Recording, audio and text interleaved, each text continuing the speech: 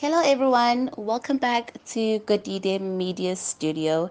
If it's your first time here, do not forget to like, subscribe and to follow us on all our social media platforms. This morning we woke up to news that Anele Ngcongca has sadly passed on in a horrific car accident.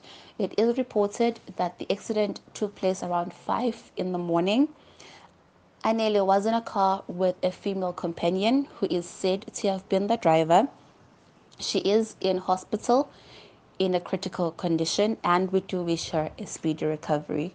Now, if you did follow his career, you would know that Anele did not only play for South Africa, but also had a stint in Europe.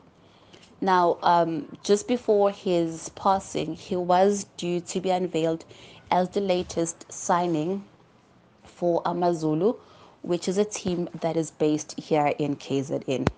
Now, in other news, Anele Ngcongca actually used to date the late Mshoza, but things didn't quite work out for the two of them, as they were involved in a love triangle, cheating scandal, which is how Mshoza ended up having a miscarriage. Now, we would like to express our deepest condolences to the Ngcongca family, to all his fans, all his colleagues, and everybody who loved him. Sithi